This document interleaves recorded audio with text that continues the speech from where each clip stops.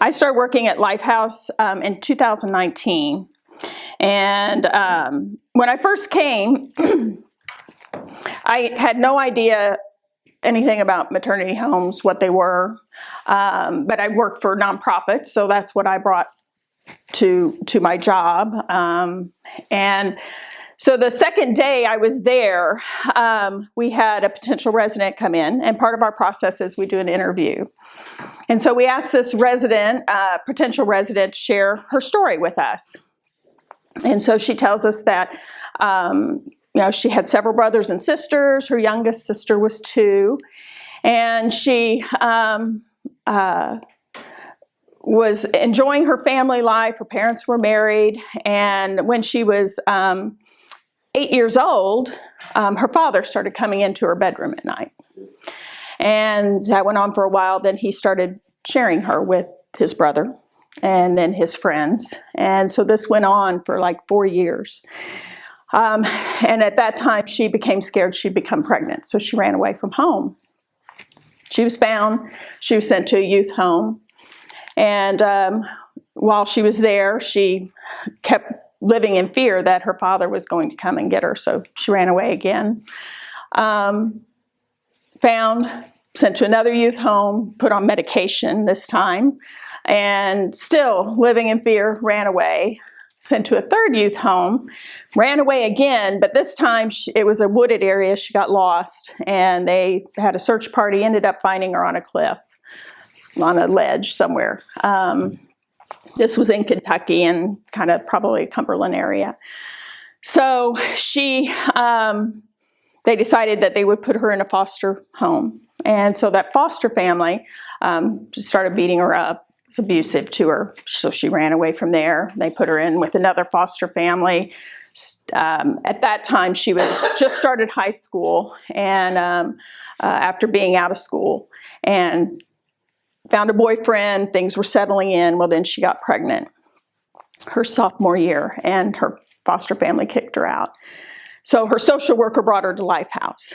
So after hearing this story, and the social worker sharing that she's bipolar, she's depressed, has PTSD, I was just like, God, you picked the wrong person for this job, because this is way beyond my capabilities. But as we all know, God does not call the equipped. He asks to those that are called, he equips them. So after a lot of prayer, I decided, this is where God wants me. And working with our residents, what the story in the Bible that kept coming to mind is the story of the woman with the condition of blood. And so she's shunned by her community and ostracized. She has no money. Doctors can't help her. Nobody can help her. Her family doesn't want her around. And all she wants is to be healed. And she hears Jesus is nearby. And so she decides that she will go and see if Jesus could heal her. So she's trying to get close, and there's all these people around. And she thinks, if I can just touch the corner of his garment, I'll be healed. And so when our residents come to Lifehouse, I really feel that that's what they're doing. They're just reaching out. Because these women, we have 77% of them have a mental health diagnosis. 75% have been abusing drugs, addicted. 90% of them have been in an abusive situation of some kind. And over 60% are homeless. And the list goes on, incarceration, human trafficking, domestic violence. These are all situations that we face. So a lot of people might have an image of a maternity home where a young girl makes a mistake on prom night and ends up pregnant, and that she's sent away to the maternity home. But that's not what we're dealing with on a daily basis. So when our residents come in, we have this interview process we go through. We learn their story. And we really try to personalize what we do at Lifehouse for them. We make sure that they're getting mental health needs taken care of. We direct them to a counselor. We make sure that their medical needs, many of them have not seen a doctor yet, so we get them connected with an obstetrician, and we're meeting their needs of food and shelter, and then we start working with all of the processes that they're going to need to be what we call stable, sustainably stable, where they can go out and support themselves and support their children. And we do that through our program called Lifepath.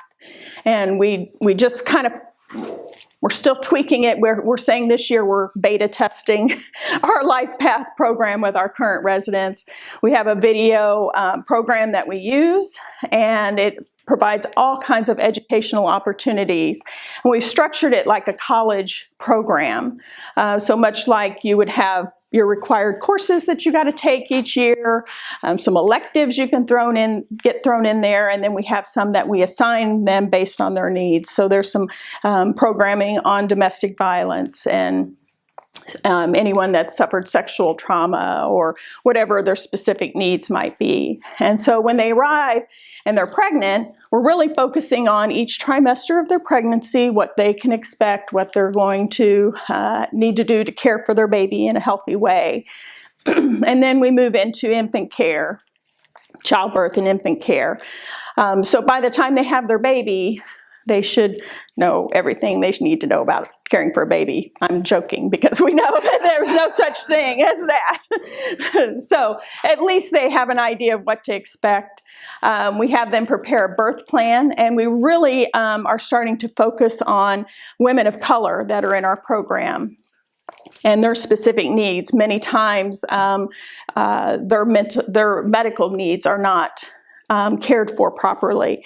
And so we've merely made a conscious effort to prepare a plan of care that they can share with their doctor, understanding that as a woman of color, they may find that doctors don't believe they're in as much pain as they really are. And so making sure that their doctor is aware that even though I'm a person of color, I still suffer pain, and how they will go about treating that pain if they're during labor.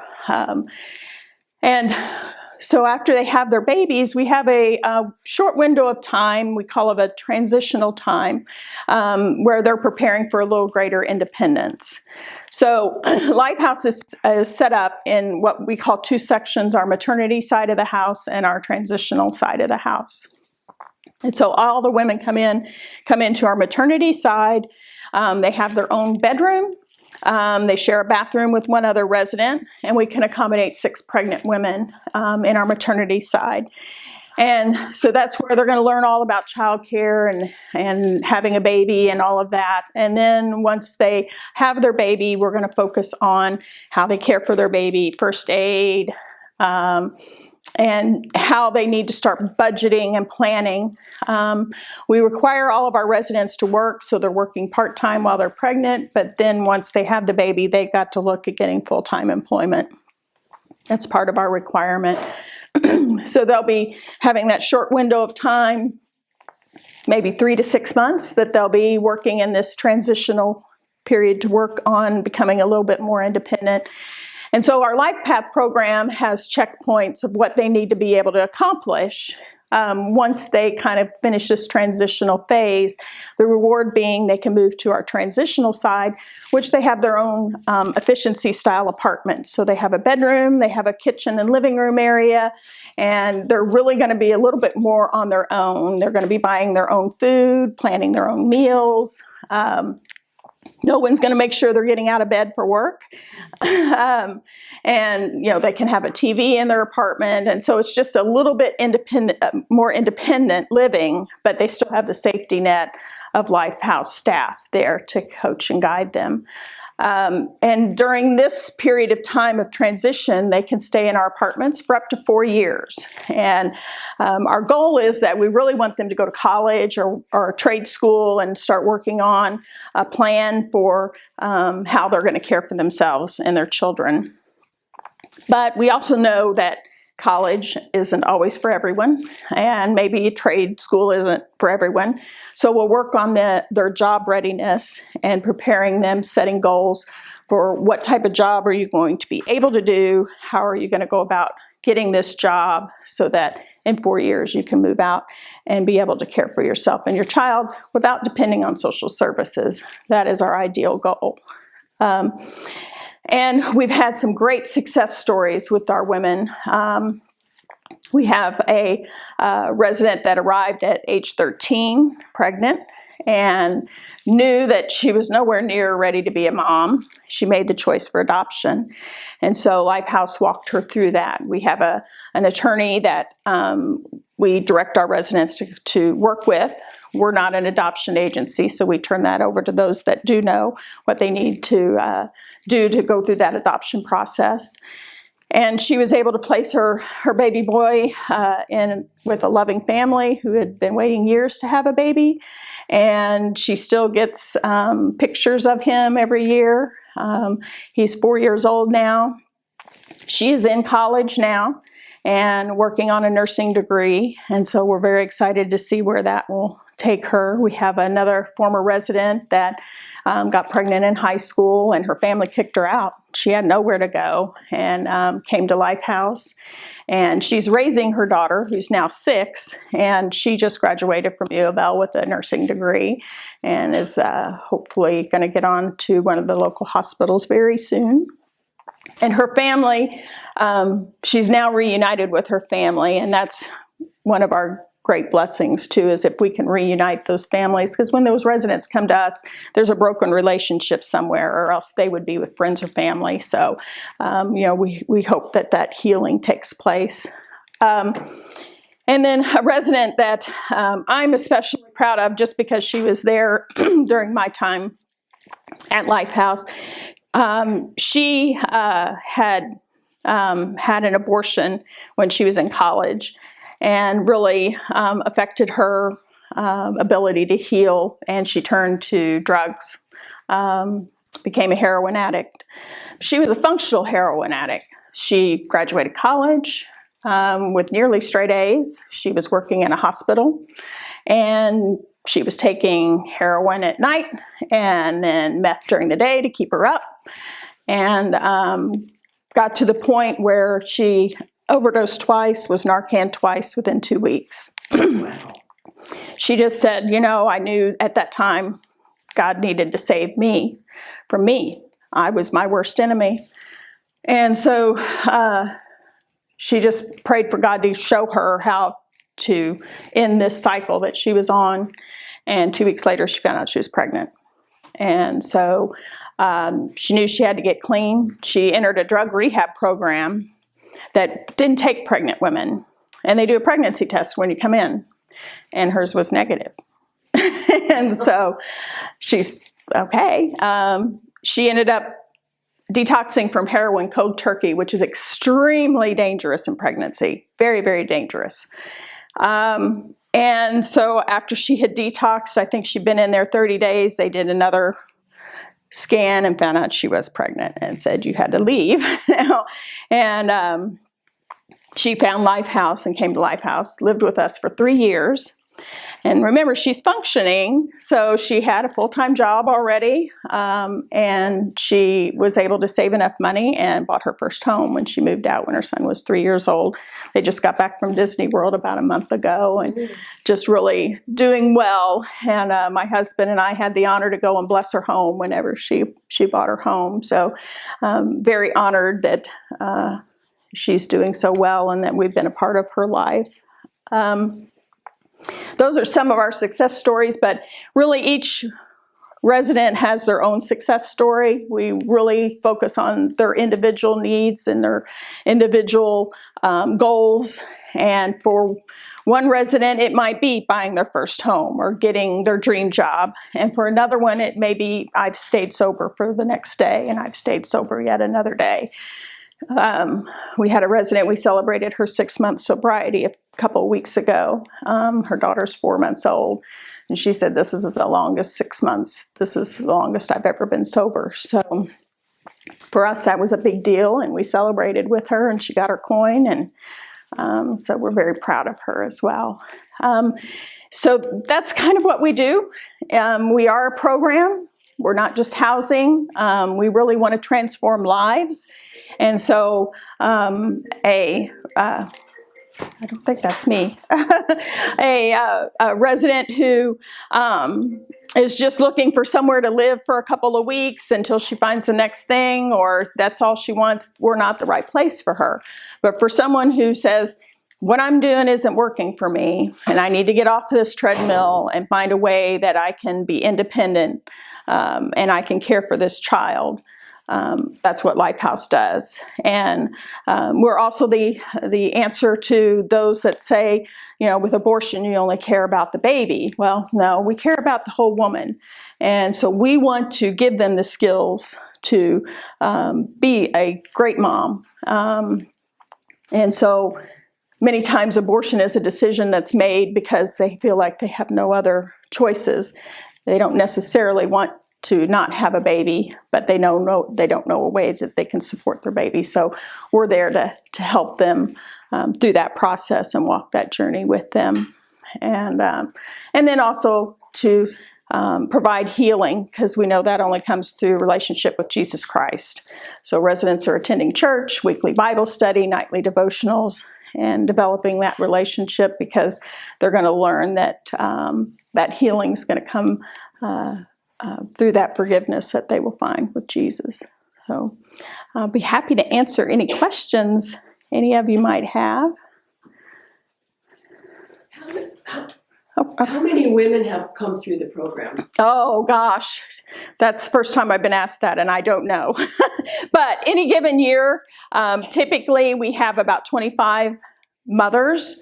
Now, not all of them stay 4 years. Some of them stay a day because they realize that, I've got to sweep floors and do my dishes and clean my room and make my bed. Mm-hmm. Yeah, that's part of the expectations. I can't have my cell phone all day? No, can't have your cell phone all day. So, we average about 25 women a year that will come through Lifehouse. Whether they stay, that's our hope, but. Is that the max in your facility? No, the max we can hold is 6 pregnant women and 6 women in our transitional apartment. So we have accommodations for 12, plus their children. Yeah. Dolli, what about counseling for the fathers? Is that part of the program? Yes, if we find that their fathers want to be involved, we have a process for that. The same program that allows our moms to take classes. It's an electronic program that we can text or email the lessons to. So it's a video. They take a test, they watch a video, they read some material, then they take another test on comprehension. And we're seeing about a 5% increase in our residents' comprehension of specific topics that we assign to them. But there is a program for fathers, and then also one that the mother and father will take on co-parenting, so how they can learn to cooperate and co-parent together. We meet with the fathers. We ask that the first few visitations take place at Lifehouse so we can observe the interaction between the father and the mom, just to make sure everybody's safe. That's a big priority with us, is safety. We do a background check on all of our residents and also fathers, and then any volunteers that come in and have direct interaction with our residents. So our house is secure, video cameras, everything's locked down. So we want to make sure that we want there to be a relationship. We know that family is important, and we want that father to be a part of the baby's life, but we also want to do it in a safe way. So we do that. We also direct him to counseling if he's interested. I'll be honest with you, there's not many fathers that are involved. So sadly, I wish there were more. Any other questions? Tell us about your funding.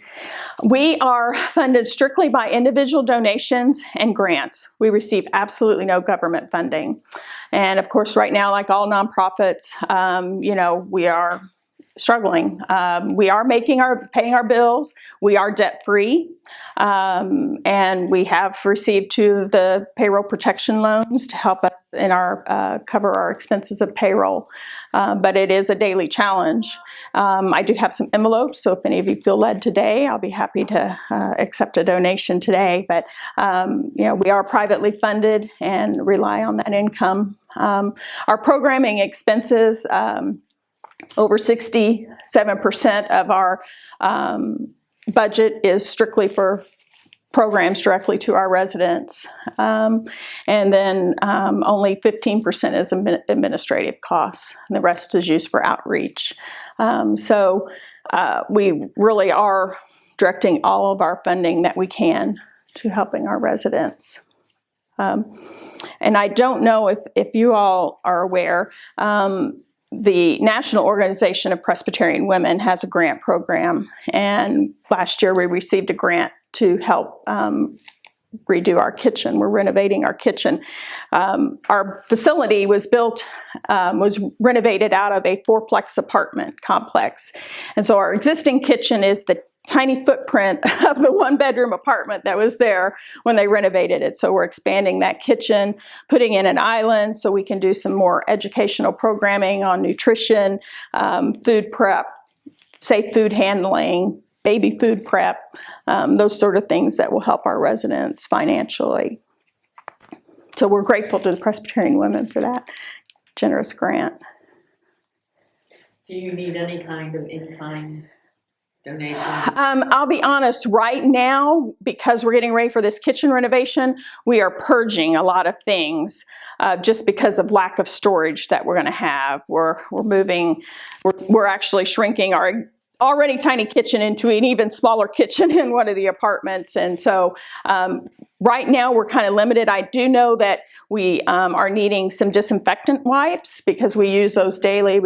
Our house mom goes throughout the house wiping down doorknobs, light switches, handrails, all of that stuff. So, and I didn't tell you about our house moms. Our house moms are just that. We have a staff of 13 right now, looking to add 2 more, but they serve as a maternal figure in the home. And so they do everything a mom would do as far as helping with homework, helping them with cooking. She doesn't cook, she doesn't do for them, but helps them learn, just like our moms taught us how to cook or how to sew on a button or whatever. So, and they work a 24-hour shift ideally, so they work 9 a.m. to 9 a.m., but you get paid to sleep. So they have their own bedroom. And like I said, we're looking to add to our house mom staff, but they really are a vital part of our organization because not only do they give our residents that kind of hands-on and that mother figure, nurturing figure that they may have never had in their life, but they also are almost like a security blanket because we are staffed 24/7 and our residents can feel safe that someone's there that knows what to do if there's anything which there never has been, but anything happens at the house. Gives them some security. How do you provide for personal items for the mother and the baby? We do receive donations, and it's interesting. While a lot of our residents might have a broken relationship, there's something about a baby that will bring families back together. So a lot of them, if they do have any relationship with family, they'll have a shower for them or something like that. And so they get some of their baby supplies there. When we receive donations, our residents, we kind of have an earn as you learn type of program. So they have ways that they can earn items from our supplies that we have. So if they don't have a stroller and we had one donated, then they might do chores, they might do some lessons, some volunteer work, and all of that allows them to earn points toward getting a stroller that we have. 2 things we don't accept are car seats and baby beds because the safety things change on those every year. So, yeah. I can tell you we are good on diapers, except for size 2. So if anybody's wanting to donate diapers, size 2 is kind of where we're running a little bit low. Hello, my name is Leslie Mandeldove. I'm the case manager for Lifehouse Maternity Home, and we actually have instituted a program within our program called the Lifepath program, and it's a good way to have our residents kind kind of gauge to where they are and where in the program and the process. So the first thing that happens is every resident comes through our program, and they are called a maternity resident. And the maternity residents are all pregnant, and they are either parenting or adoption. Either or, we have the curriculum to help them educate them on both options. Both are a loving choice, as we like to say in our house every day. So the residents, they are required to work. They are required to have goals, and they are required to do parenting classes. We like for all of our residents to be educated on all aspects of motherhood. Even if it's adoption, adoption is a form of motherhood in my eyes, because that is a choice that takes a selfless act of a mother. Every resident who has had their baby and they choose to parent, and they've gone through the program, they had their baby, they're in working full time, baby is in childcare, and we see that the resident is doing really well and kind of juggling as best she can work-life balance.